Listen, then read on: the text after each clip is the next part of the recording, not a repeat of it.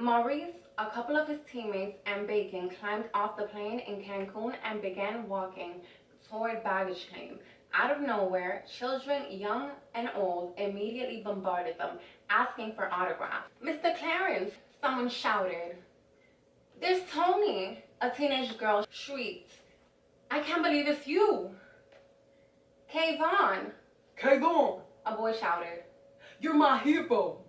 The men graciously signed notebooks, shirts, and shoes and posed for pictures as Bacon blended into the swarm. Never one to be envious of others, he looked at them and then himself. There was an obvious difference. As the crowd dispersed, Maurice looked around for his friend. Understanding the perplexed look on his face, Maurice playfully boxed towards him. Instinctively, Bacon playfully boxed Maurice's punches. Come on, man. Maurice shied Bacon and draped his arm over his shoulder. Let's go out and get luggage and change. Let's go get our luggage and change. Just then, a group of women switched and swiveled their hips up to them. The men knew instantly that they were groupies by their overt sexual promiscuity that they exuded. All four of them looked like local skeezers, from thick to bone thin, to short to tall, to raven color to blonde hair. Each woman had her own look, but seemed to be wearing the same uniform. Painfully high stilettos, short miniskirts, and tube tops so tight that it looked like their breasts were being massaged. "Welcome, Papi," the tallest one said to the four. She turned around and did the bend over and show 'em my ass routine. The guys didn't seem too put off by it because she wasn't wearing any panties, and from what they saw, her pussy was fat.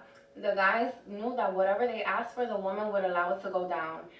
They were practically in the airport fucking them. Each man walked away with a woman on their arm. Maurice with the fat pussy one. The thick woman was left, and she looked at Bacon strangely. "What's your name?" she asked, trying to make conversation. She knew just by looking at him, he wasn't a ball player. Bacon. He said with the mac in his voice. What's your name? "What kind of name is that?" The woman spoke English in a broken accent, ignoring his attempt to get hers. It means I got the bacon. You know, the cash. Bacon motioned like he was rubbing money in between his fingers. "Papi, if you gotta do all that," the woman said, irritated, realizing she got the runt of the bunch, "then you ain't shit." Bacon couldn't believe what she had just said to him. No woman had ever spoke to him in that tone before. Bacon's blood pressure began to rise again. Red had shitted on him, and now this bitch was telling him to his face that he was in shit? Oh, hell nah. Maurice had heard what the woman had said and walked toward his friend, leaving the woman that he was talking to standing alone. All that ain't called for. He warned her. And you need to calm that shit down, mommy. Just minutes before he'd gotten off the phone with Rashid, with the Radisson Hotel after booking the suite for the night. He was about to get broke off. He didn't want his smart mouth heifer to block what was about to go down. The feisty woman knew opportunity when she saw it, so she threw her hands up in surrender and went along with the flow. They were taken to the Radisson via limousine and retreated upstairs to the penthouse suite. Not long after hitting the door, sounds of ecstasy filled the room. Bacon watched on with a hard dick, and the woman who insulted him was doubling with one of Maurice's teammates. They were taken to the Radisson via limousine and retreated upstairs to the penthouse suite. Not long after hitting the door, sounds of ecstasy filled the room. Nobody had shame in their game. It was one big orgy. Bacon watched with a heart dick as the woman who insulted him was doubling with one of Maurice's teammates. As she lay on her back getting pounded into, she looked at Bacon, licked her lips, and mouthed, "You want it, don't you?" True enough, Bacon wanted it, but he knew that she was out of his league. Bacon watched Maurice as he fucked Miss Fat Pussy. Glad his boy was getting his, Bacon sulked to the bathroom and turned on the shower, obviously upset that he couldn't get up in some pussy. He would handle his. He did before, and this wouldn't be any exception. As Bacon got into the shower and lathered himself, his hand instinctively went down to his thick erection. He closed his eyes as he went back in time. "Bacon, what if we get caught? I'm scared." Don't be scared. The girl gave me some time. Stop playing.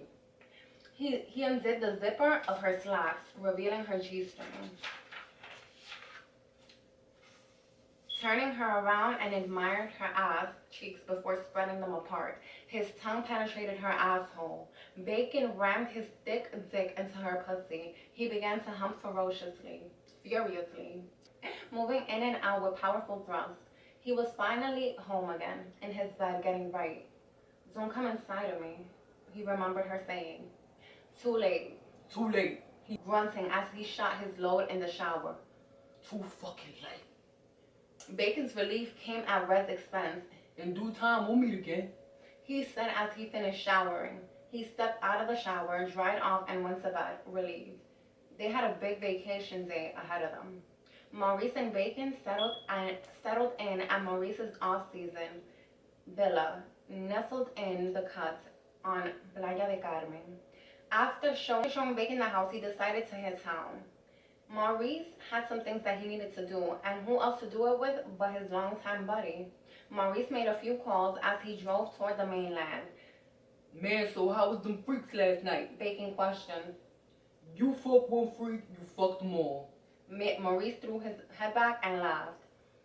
As the two pulled away from Maurice's home, Bacon looked back. Dang, you straight ballin'. Who would've thought? He asked Maurice as he drove away from the 4-bedroom villa. Yo shit make my house look like a studio apartment. Both men chortled. Maurice knew that his taste was extravagant, but he also knew that Bacon was at the lowest point that a man could be in his life. He had nothing. All the stuff that he had worked hard for had landed him in jail. And even once he got out, he had nothing to go back to. No home, no family, no woman, no nothing. Do you believe in karma? Maurice asked seriously. Yeah. Yeah. What goes around comes around. Well, maybe we were supposed to meet up like this. Maurice rationalized. Don't stress, you'll get back on your feet soon. Maurice reached into his console, pulled out a toothpick, and popped it into his mouth just as Bacon was about to ask how he figured that. Coming to his first location, Maurice parked the car and got out. It's nothing but a thing, man. Maurice assured him. Come on, follow me. They walked through the entrance of Jose's. Jose was Maurice's favorite Mexican barber. He could cut the shit out of some hair, mainly black hair. Jose's was where the majority of the locals spent their time, imitating black hair, styles, walk, and talk. Jose, my man. Maurice greeted him with the customary one-arm hug. Ah, Reese, good to see you, man. He responded. How's the knee? Maurice looked down at his long limb and nodded. It's getting better, but it's about 85%. Good. A patron chimed in. Your team ain't shit without you. Another person said. When you went down, they went down. All those damn rookies. Everyone laughed. Jose, this my man is. Bacon. He interrupted. Isidore was his middle name. His mother refused to call him by his birth name after his daddy left her. She said it reminded her too much of him. Any friend of Maurice's is definitely a friend of mine. Jose extended his hand for a handshake as he displayed a platinum grill. Bacon could do anything but smile, could do nothing but smile. This was your typical case of another ethnic group trying to be black. Hook my man up, Maurice said to Jose. Jose snapped open the barber cape while Bacon sat down in the chair. Maurice watched as Jose worked his magic on his friend. About 15 minutes later, Jose had trimmed Bacon's sparse facial hair into something that resembled the 5 o'clock shadow that women seem to love. Once Jose was finished, Maurice traded places with Bacon. Bacon looked at the other patrons. They were smiling at him hard. It made him feel uncomfortable, like they were on some gay shit. Hold on, what was that?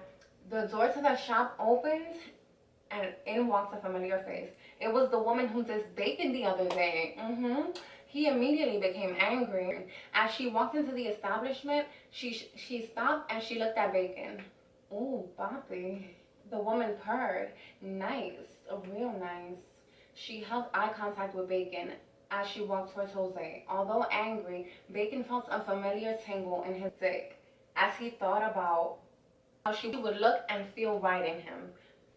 He watched as she spoke to Jose in Spanish, then turned around and left. But before she left, she seductively blew a kiss at Bacon. He shook his head in disgust. Woman, just can't understand them. There you go, my friend. Jose said as he finished Maurice's mustache. Maurice flipped Jose $100 bill. Thank you as always. They pounded. You know you came just in time for the cruise, man. You know you always got a standing invitation. Bacon was heavy in the game, and he knew what was up. He'd been on the cruise Jose mentioned with Red, Catfish, and Sasha. He realized now how Maurice really got down. Although gone from the hood, he never truly abandoned the streets. His money gave him access to diverse investments, and Bacon now knew why Maurice suggested the trip. Loyalty between ballers. Opportunity now was only a grasp away. I got you. Well, I got you. We'll be there, man. Maurice confirmed. Q panted heavily as he made his way back to the resort. Just 2 hours ago, he left Red at the resort alone to retrieve the money that Zeke sent. He was hotter than a motherfucker and wanted to get into some place cool. He walked into quietness and he saw a note on the glass table next to the door. Picking it up, it read, Q. No, it was the Red that wrote it. Q, I can't continue to do this. It's not working, so I'm gonna give you your space. Goodbye. Red. He walked swiftly toward the room in which she was staying, and he saw her glide across the room, naked and shimmering with water. She had just taken a shower and sat down on the bed to lotion her body. Watching her, he knew his heart was weak. The little head's voice was going to take over the situation.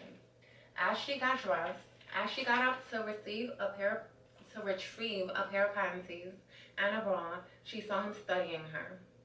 What are you doing here? She asked, obviously shocked to see him. Q paused for a moment, taking in an eyeful of her body. What's the note about? She located a matching white lace set and stepped into the panties and then hooked her bra. Just what it says. I can't do this anymore. I already called the cab and I'm going to a hotel. I already booked my return flight, and it leaves in 2 days. While Q was gone, Red had called Gloria, the only person that she can count on. Gloria was like a mother Red had never had. And in her heart, she knew that Gloria wouldn't let her down. Red just hoped that Gloria would return her call before she made it to the hotel, considering that she had no money with her. You don't have to do that. I know I don't have to. She spoke firmly as she put more clothes on. But I can't stay with you feeling the way that I do. You hate me, and I love you. Over the last few days, Red realized that she was truly in love and that she made the determination that she would change. She had to in order to keep her man. But deep down, she was tired of being dirty. Dirty got her nowhere. She lost her baby, she got shot at, and fucked up what she had with Q. You love me? Q questioned. For some reason, the way she said it sounded different than before. Like now, she actually meant it. Yes, she confirmed. Just then a horn honked. That's my cab. You can keep the clothes. I don't need anything from you. I don't need anything else from you. Don't go, He said as she walked past him. Red continued to tread to head to the front door. Q walked quite quickly toward her as she opened the door. He closed it. I said don't go. She looked at him with tears in her eyes. In one quick move, Q picked her up and carried her to the bedroom without removing his lips from hers. They explored each other's bodies inside and out like new lovers, and they both realized that this is where they wanted to be. I can't let her go. Q confirmed to himself. I love her. I can't play this game any longer. Looking into Red's face, he saw the beautiful woman that he loved. Her face was beginning to heal, but there was a softness in her that he hadn't seen before. What's wrong? No, that's her. What's wrong? Red asked. She noticed that Q showed his thrust. She noticed that Q slowed his thrust. Nothing, baby. He said as he stopped pumping. He wanted to cherish the sensation of her pussy. He wanted to cherish the sensation that her pussy gave him while he was still. Red locked her legs around Q's back and he resumed his movements. Baby, I'm sorry. He whispered in her ear. I will never leave you again. I love you. Simultaneously, the two climaxed. Q dozed off, only to be awakened with warm kisses on his chest. He tried to move, but his energy was depleted. He wanted to take Red out and show her the island. She had missed a lot in their time there. We gotta get up, he said, still in a heavy pant. You are up, Red said with a sly smile as she stroked his member. He looked down and smiled. You're right. Maurice took Bacon to several exclusive boutique hotel spots in Playa del Carmen, which were about 20-minute rides on the ferry. Bacon rejected his offer to go at first, but Maurice rationalized that Bacon had nothing in Mexico and that this was the least he could do, and he had the means to help. Maurice attempted to get Bacon accustomed to the finer things that legal money could buy. He owed a debt for his life and his career to Bacon, and they both knew it. Bacon had heard men talk about being pampered with manicures, pedicures, and facials, and thought that they had homo tendencies, but he had to admit that that shit felt good. He wanted to put the thought out of his mind because of the times that he and Foxy fucked. It was okay, he rationalized to himself. She looked like a woman and felt like one as well. The next stop was at Rolex jewelry store. Maurice brought all of his jewelry in Mexico due to the wholesale duty-free rates. The states taxed luxury items, but in Mexico it was dirt cheap. You see something you like over there? Maurice asked while trying to decide which watch he wanted to add to his collection. He noticed that Bacon was looking at something in the diamond case. You see these diamond studs over here? This is gangster. If you want them, get them. Remember, this is on me. After paying for their purchases and leaving the jewelry store, the two walked past the Cartier store. Unable to resist, they both went in. Maurice bought a pair of shades for himself and bought Bacon a debonair pair of rimless, non-prescription glasses.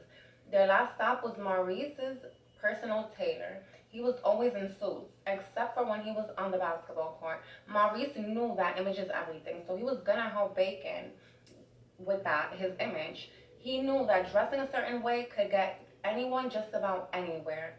Where we going now? Bacon asked. His stomach was growling and he was hoping that they stopped to get some food. You'll see. Maurice teased. This will make you a new man. Ah, yeah, that's the shit. Bacon said. You got a harem of hoes and I'll get my pick, right? Maurice laughed at his friend. He felt bad because he didn't get any pussy the other night. But he was sure that after what he had planned, pussy or lack thereof would no longer be a problem. Maurice, my main man. The middle-aged Spanish man greeted Maurice when they arrived at the tailor's. Welcome back. Welcome back. Hey T, man, it's good to be back. T looked at the strange man who stood next to Maurice. T, I'd like to introduce you to a longtime friend of mine, Bacon. Bacon outstretched his hand. Bacon, this is my personal tailor, T. He took Bacon's hand and shook. Okay, let's get started. T suggested. Hey, hold up, where we starting at? Bacon asked. Getting you a new wardrobe. The stuff that you're wearing is cool, but it's time to step your game up. T took Bacon's measurements and engaged in general conversation. Shortly afterward, Maurice and T were catching up and Bacon noticed some suits that Maurice had hanging up. Even though he used to own designer suits, they were nothing of this quality. He took it upon himself to try one on. Just on GP, Maurice glanced over at Bacon and stopped talking. T stopped as well as he saw Bacon. Both men grinned like school-age boys who saw a girl's tits for the first time. Fuck y'all grinning at? Bacon said and walked over to the full-length mirror. He stood still, unable to recognize the man in the mirror. He moved his arm. The man in the mirror did the same thing, but Bacon couldn't believe it. Damn, He said. This me? He looked like a new man, and he felt like one too. Maurice walked over to him, amazed at Bacon's transformation. Now you know you can't walk around looking like $1,000,000 for calling yourself some swine. Goodbye, Bacon. Hello, it's a dude Jeffrey. Bacon liked the sound of that. He looked like he had truly made it. Now nothing could stop him.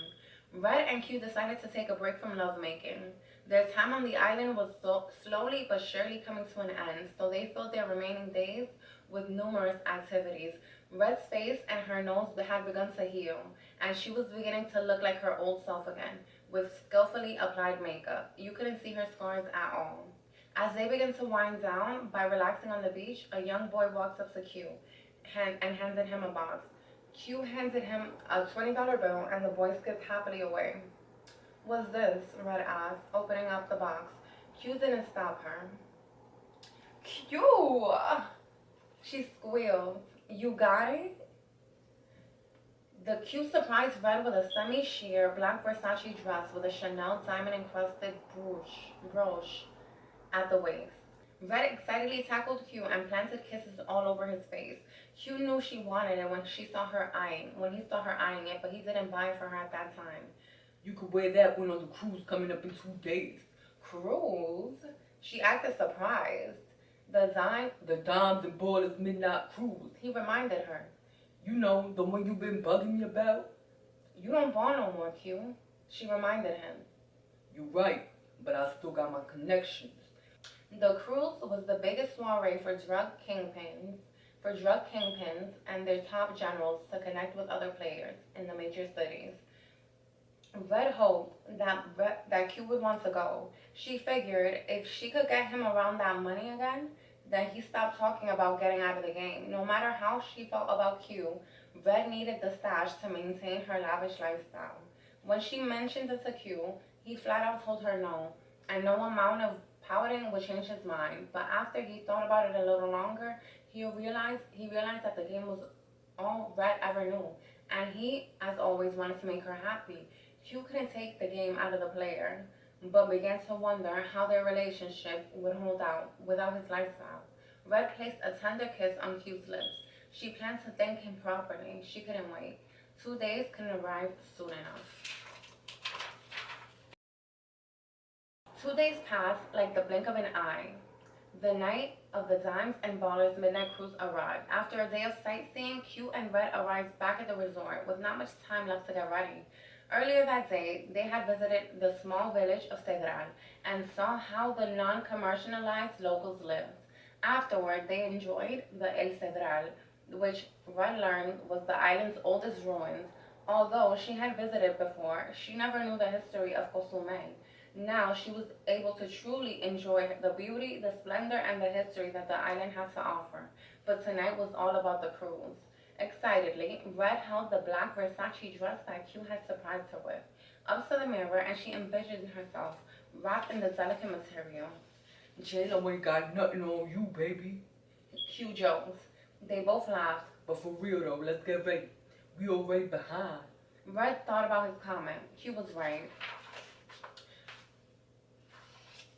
The dress he had chosen put the famous blue and green open front Versace scarf dress that J-Lo wore to the Grammys to shame. Red knew that Q's bankroll ran long, and his taste was exquisite. Because of this, she was certain that no other woman would come close to her tonight. After bathing and lotioning, Red slipped into the dress and enjoyed the feel of silky material against her skin. Q appeared in the doorway, dressed in crisp off-white linen suit, with a Cuban-style hat resting on top of his curls. Damn, Red thought as she saw him out of the corner of her eye. Q was looking good. Q watched Red slip into her black jeweled sandals and run her hand up the length of her leg. Once finished, she stood in front of her full-length mirror and admired how she looked. Q appeared behind Red and embraced her. He planted tiny kisses along the side of her neck. Red moaned as her right hand instinctively made its way up to the nape of Q's neck. We look good together. Oh, I don't know who said that, honestly. Red closed her eyes to savor the moment and nestled against Q's body. Q glanced at the clock. Come on, baby. He took her hand and escorted her outside to the awaiting limo. When the two arrived at the drop point, they were amazed. Do you see this? Red exclaimed. What? Look at the yacht. It's tight. Mm-hmm. Q nodded his head coolly, trying to play hard. And look at all the people, Q. Oh my god.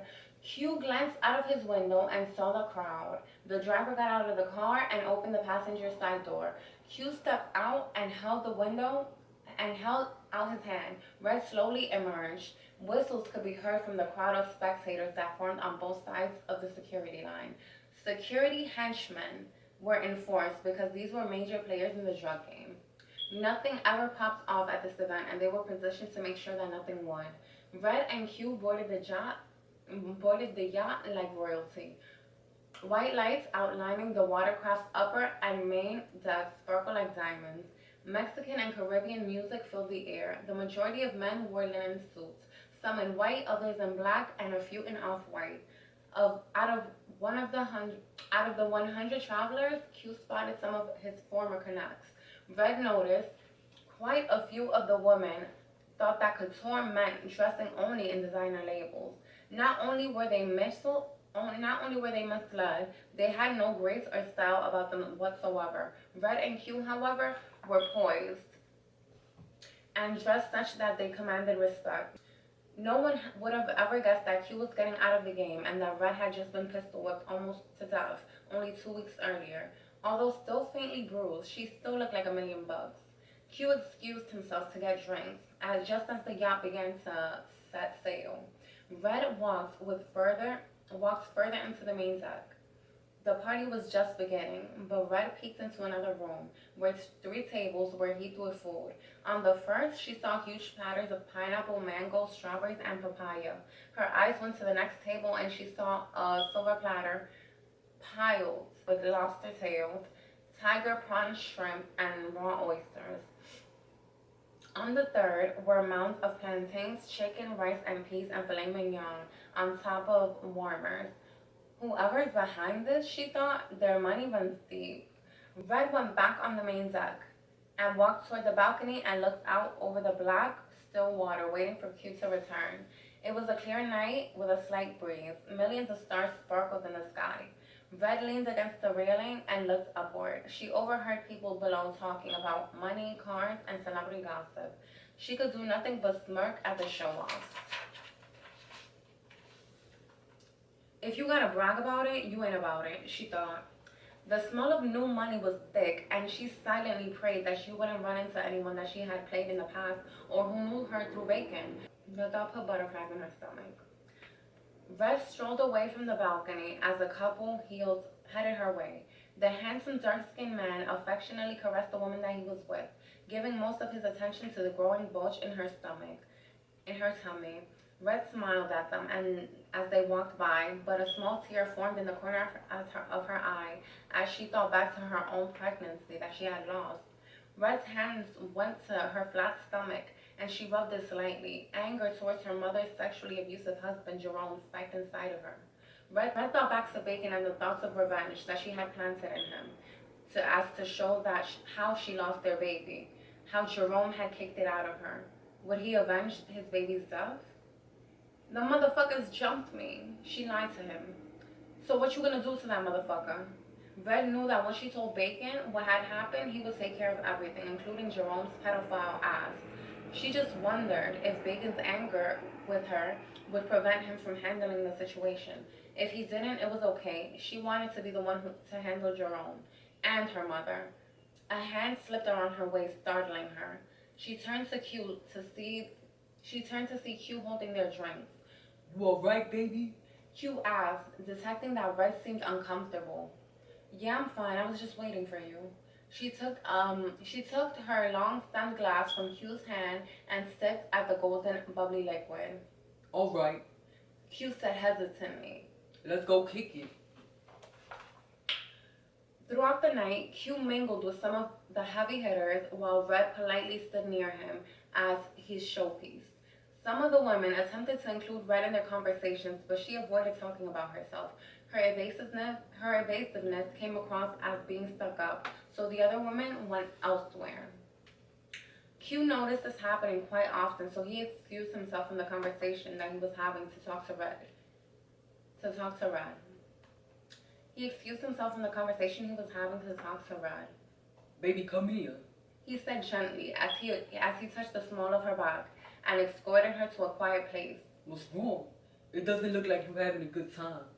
Baby, I'm having a great time. Red finished off her drink. I just don't deal with too many women, especially ones I don't know.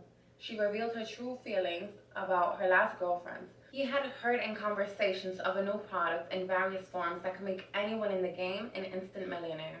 Although Q was trying to get out of the game, his curiosity was getting the best of him. I bet.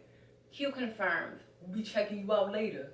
Red and Q walked away and blended into the crowd. Red took Q's advice and mingled with the men and their women. After a few hours, she realized she was enjoying herself. Most of the conversation revolved around being wifey, expensive shopping sprees, exotic vacations, and of course, Major Lou. Red remembered her introduction into the wifey lifestyle, courtesy of Blue, and some of her other conquests. However, Bacon had been her biggest score, and truth be told, she had enjoyed her opulent lifestyle.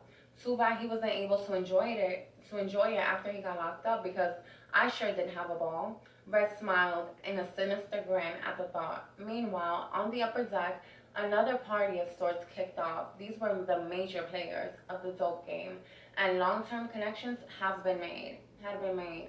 Bacon's newfound confidence and the appearance allowed him to network in a way he had never before. He realized that his street persona would only allow him to get so far. Now it was a home day. Papi, you wanna taste this?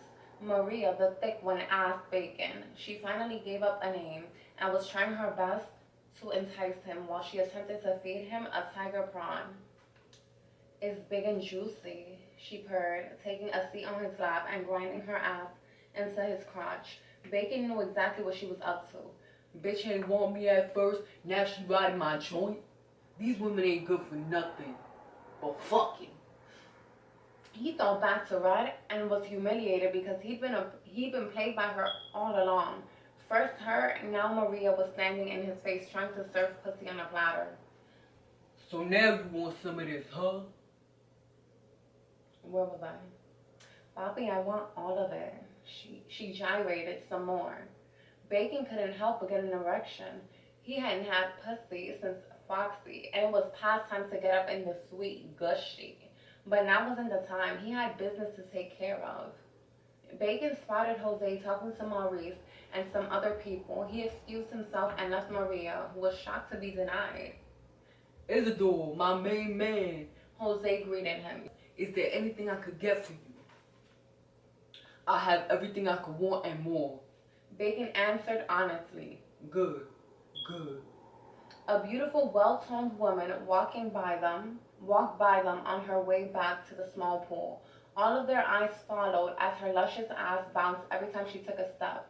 Man, Jose said. You think that's something? You might want to go downstairs. There's one that puts all these women to shame. Straight up? Bacon replied. Yeah, I'm sure she'll be up soon. Acts like none of this shit impresses her. But it does. The men knew her type very well. When Raven comes up, you see what I mean. She is what tonight is all about. The men looked in hopes of more.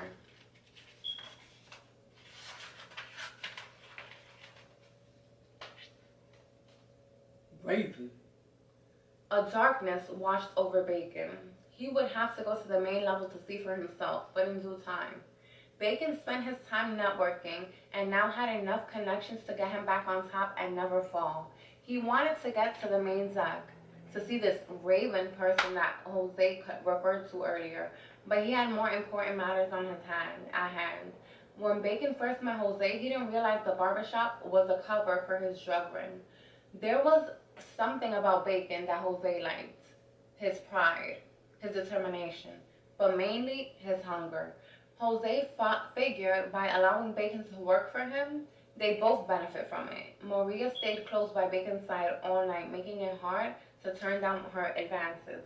Half drunk and having had some black tar heroin, Bacon was sure that he would take her back to Maurice's villa and beat the walls out of her pussy. I don't care how good this shit is. He vowed as he peered at Maria. I will never let another woman stand in the way of or benefit from my come up. On the cruise, Once the cruise came to an end, Q escorted Red back to their waiting limo. On their way to the resort, they couldn't keep their hands off of each other. The alcohol that they consumed took over their bodies, making every sensation more pronounced. Q, baby. Red said between kisses, thank you. For what? For what? He asked with her breast in his mouth and his hand caressing her thigh. Red couldn't concentrate enough to answer him. The limo arrived at their destination. Q quickly helped Red to become presentable before the driver opened the door. Once they were back in their room, they hurriedly undressed each other and made love where their clothes landed. After the first climax, Q carried Red to the bedroom and laid her across the bed. What were you saying earlier? Q asked. You said thank you. Thank you for what? Just for being here for me. I know these last 2 weeks weren't what you wanted, but I realized that I've taken you for granted. And to be honest with you, Q, it was just a facade. I was just afraid of being hurt, but now I know that you don't want to hurt me. I would never do that, Red. I want to be with you, Q. She looked at him in his eyes. I want to take this farther and see where it goes. Do I still have a home to get back to when we go back to Detroit? Red was referring to the loft that she'd conned Q into buying. It wouldn't be home without you. Red and Q regained their energy and made love repeatedly throughout the night. Their fantasy would be over in just a few hours. It was their time to return home. Back to reality. Shh. Kara put her fingers to her lips as Mikkel pecked in on her and the baby. Mikkel wondered why Kara always seemed so stressed nowadays. He figured it was because she was back at work from her maternity leave and was tired. He made sure he got up in the middle of the night when little Mikkel woke up so that she could get her rest. He did everything she asked of him and then some, so he wondered why Kara wasn't happy now. After all, she had her baby back safely, and she had redecorated, and she'd even gotten her baby father to leave his woman for her. Something Mikkel never thought he would do in a million years. Wind up with Kara. He watched her go into the bedroom and followed behind her. She eased the baby into his crib and dragged herself toward toward their bedroom and dropped like a rag doll. Wow. Wow. The baby bellowed again. I'll get him. Mikkel rubbed Kara on the back, then headed back toward the nursery. Why does he have to cry so much? He said to himself. Arriving in front of the crib, he reached down and picked him up firmly, hoping that Kara hadn't blessed him again. Aye, little man. Mikkel held him so close to his chest that he could hear his baby's heart beating. He grabbed a changing pad and sat him down in the glider, spreading the pad on his lap. Talking to him in baby talk, he laid his son on his lap and checked his diaper. Oh, that's the problem. He cooed as he discovered the smelly soft mush. After he cleaned Mikkel Jr. up, giving him a fresh powder and diaper, Mikkel kissed his son's tiny feet, suddenly realizing what that one crazy-ass night in Las Vegas created. He was elated that he was now a father, and to him, he was perfect. No one could tell him anything different. He grabbed a receiving blanket and swaddled his son tightly. He noticed that when his baby was wrapped tightly, he didn't seem to cry so much, something that he was certain that Kara didn't know. He walked into the window and gently massaged his son's back. Don't worry, little man. Daddy got you. With that, he went to the living room and lay down on the couch with his son on his chest, where they both went to sleep peacefully. Kara overheard Mikkel's claim. Daddy got you. Through the baby monitor, she sucked in her trembling lips as tears escaped her eyes. How would Mikkel react when she told him her secret?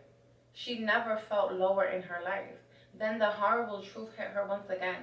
How could her whole world turn from so bright to so dark in just one conversation with the doctor? Kara tried to make sense of the information that she received from the pediatric neurologist the other day, all while still battling the nightmares of the kidnapping. It was just too many traumas, too close together. One onslaught after the other had exhausted her, both mentally and physically. Somewhere in the back of her mind, even before the appointment, she knew that the child wasn't out of the woods. Maybe it was her maternal instincts, but she knew that there was a long road ahead of them. Kara lay on the examining table while her OBGYN spread the blue gel over a small protrusion of her belly. She was now just beginning her second trimester. Her first trimester was challenging, and she thought that she would lose her baby. She didn't care at first because she didn't like how Mikhail had played her. Although Kara didn't have the amount of men that Red had, she did keep male company who kicked her some ends from time to time. Kara's displeasure with Mikhail turned her into a woman that she didn't even know. She kicked it, drinking, smoking weed, and having wild sex. None of her partners knew that she was pregnant because she was so small and not showing, but they said something was different with the way her pussy felt. It felt better. That it kept them coming and coming. She realized as well that sex was better, and since she couldn't have Mikhail, any dick would do. Only when she felt the first faint flutter in her stomach did she realize she was going to be someone's mother, with or without Mikhail. At that revelation, Kara stopped her promiscuous behavior and began anticipating her new arrival. There it is. The doctor spoke as he found the baby's heartbeat. Nice and strong. He confirmed. The doctor handed Kara a wet wipe to clean herself off and he sat down on the stool. He opened her chart and began to ask questions.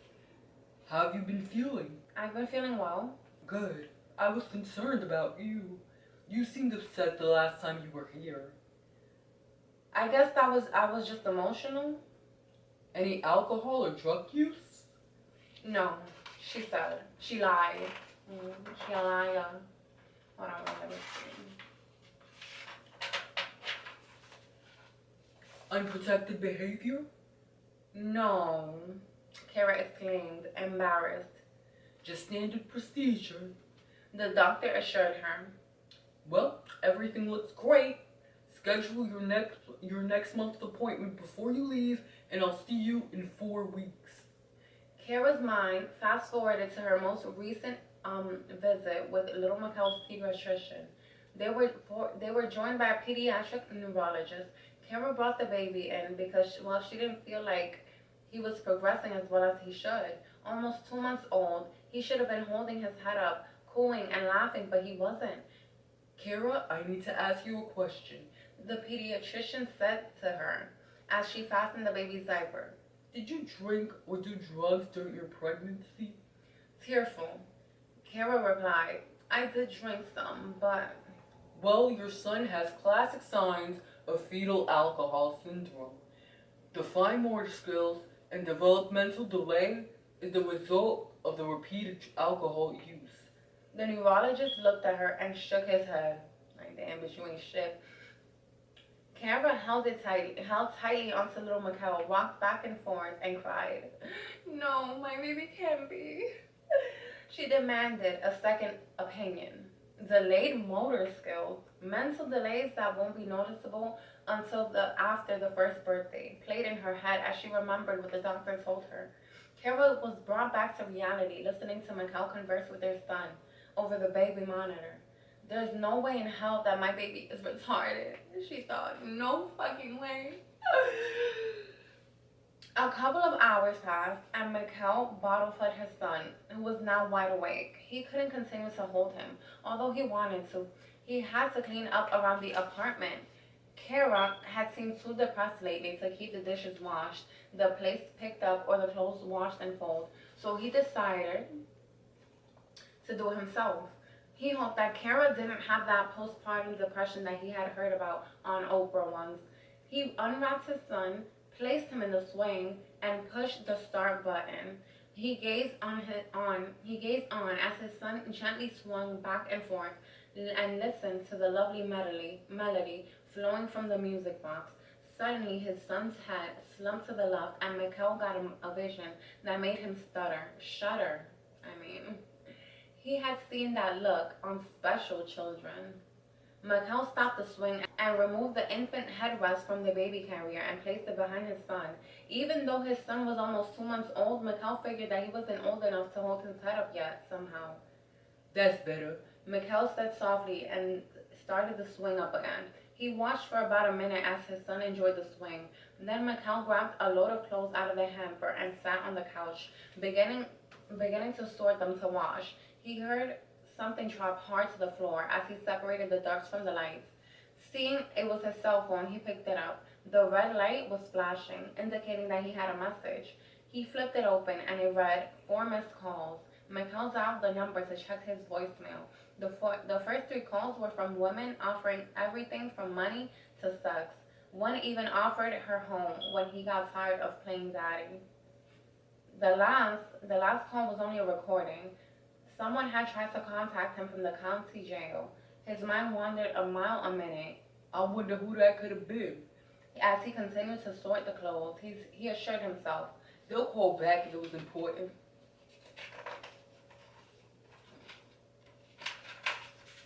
Chapter 14. A week had passed since Red and Q returned home. They lay low to give their bodies time to adjust to the climate change. Q headed out early to cruise the neighborhood. After driving around, he stopped at Foxy's. He rang the bell repeatedly just to piss her off. He heard her cursing as she stomped toward the front door.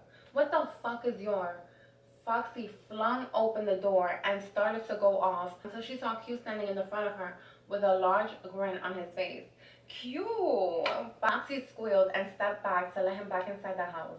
Once she closed the door, they exchanged hugs. Foxy was elated and relieved to see him. She was so glad to see that Bacon hadn't lied about not killing him. So, where you been? She asked, trotting off to the kitchen to get a beer.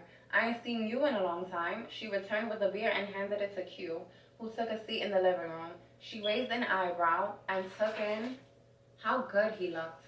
Actually, he looked better than ever with his sun-kissed skin. I've been to Mexico, He replied, and then turned the bottle up to his lips and sucked down the golden liquid. needed to change the scenery. He plunked the bottle down on the coaster of the coffee table. Well, the change looks like it did you well. Foxy playfully netted his pectorals. You look better than ever. Q blushed and they spent the next half hour catching up. However, Foxy's smile diminished quickly when Red's name was brought up. Just spending this time with her. Q admitted. I think we come to a mutual understanding. I think I'm gonna try to make it work. What about Bacon? Foxy quizzed. He's the least of my worries right now, but he definitely got something coming his way. Q promised. Foxy sighed and carefully chose her next words. I know you love Red, or you think you do. Because of this, I support you. But just be careful, because she's not going to change, she warned. Q's demeanor changed, and Foxy noticed it. So she quickly changed the subject. Did you hear that Black Tar is on the street? Still upset about what she had said about his relationship with Red, Q glared at Foxy, eyes slightly squinted. It's supposed to be better than any of this other shit out here. Nilla's trying to get it left and right, but it's hard to get. Q thought back to the midnight cruise and the bells ringing over the drug. He knew what she was referring to. Anyone who was anyone spoke about it on the midnight cruise, but he was surprised it was in Detroit so soon.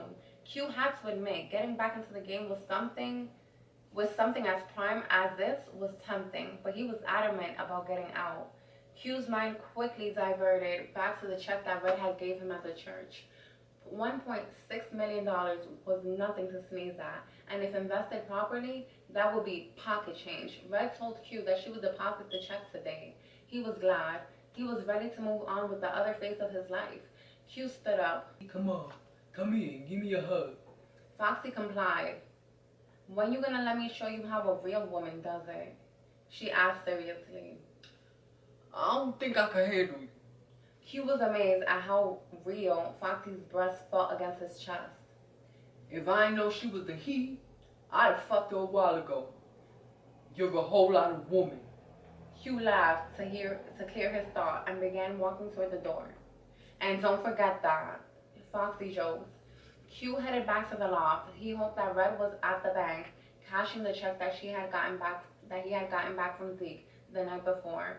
It was time to move on with their lives. Bacon sat in Maurice's new BMW 760 Li sedan outside of Foxy's apartment. He wanted to see her as soon as he got home because he wanted some pussy. But he saw a familiar Range Rover on the street, then saw Q leaving. A few minutes later, Foxy called his cell phone, but he didn't answer. He was too busy reflecting back on his last conversation with her. Is he fucking her too? I know she knew him. I wonder what else she hasn't told me. Bacon followed Q as when he pulled away from Point Dexter Village Apartments. He needed to get a location on Q. He knew Red wouldn't be that far behind. Bacon sat in his car laying in the cut on Q. It was a perfect chance for him to do so. It was a perfect chance for him to do Q, but he wanted to find out where Red was first. Bacon watched as Q hugged an older woman goodbye. Bacon assumed that it was a family member. And now that he knew where Q's family was, he knew that he'd always have a way to catch up with him again. Now wanting to be detected, Bacon slumped down in his seat a bit as Q drove right past him. Bacon pulled off in the opposite direction and circled the block one last time. We'll see each other again, He promised himself. Later that evening, back in Bloomfield Hills, Bacon stood in that his home was no longer his. Although Maurice welcomed the company, it didn't sit right with Bacon that he was a guest in his own home. Getting out of the car and gathering the mail, he went inside and sat down. After thumbing through it, he saw a letter from Triple Crown Publications addressed to Lisa Lennox. He tore into it and read, "Dear Miss Lennox, due to the overwhelming success of your novel, Bitch Nilla Snitch Nilla, we would like to offer you another one book deal worth $50,000. If this will be of interest to you, please contact me." Also enclosed is the second payment for the contract of Bitch Nilla Snitch Nilla as well as royalties. Cammie Johnson. Bacon looked at the checks that were included with the correspondence. The first one was for $15,000 and the second one was for $10,000. Not bad. Bacon said, holding the checks worth 25 G's in his hand. He ambled to the telephone and called the telephone number listed in the letterhead. Triple Crown Publications, how may I help you? May I speak with Cammie Johnson? Bacon code switched and asked in the most professional sounding voice. Okay, wait. May I speak with Cammie Johnson? Bacon code switched. Alright, whatever, next line. The person put Bacon on hold. Hi, this is Cammie. How may I help you?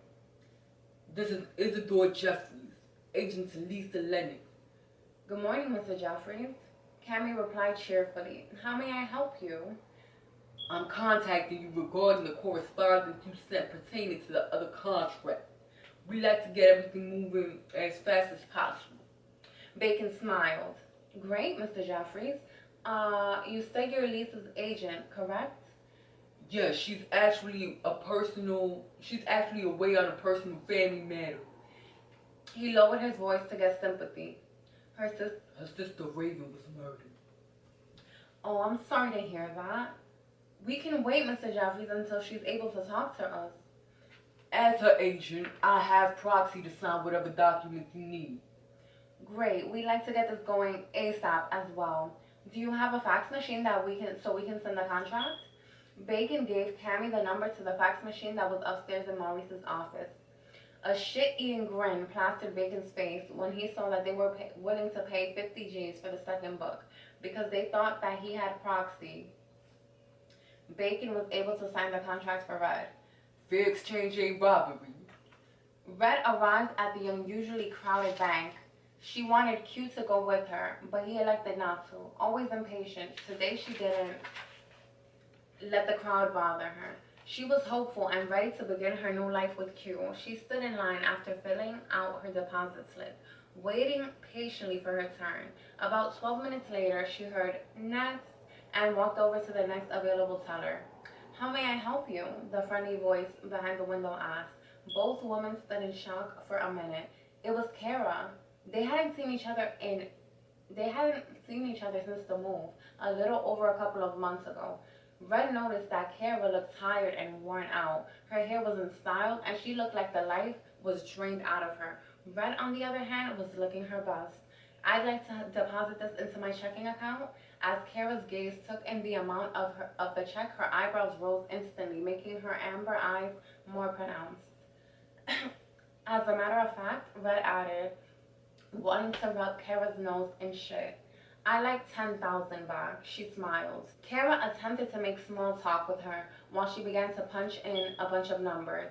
Checkings or savings? She asked out of habit. I said checking, Red said smartly. She didn't look Kara directly in the eye. She treated her like a mere customer service clerk, not like someone who was once her friend. Red would never forget how Kara had betrayed her and almost cost her her very life. If it wasn't for her sending that letter to Bacon, Red wouldn't be in the situation she was in now. She wouldn't have to have gone visit him. She wouldn't have to have fucked him, and the paternity of her baby would have been known.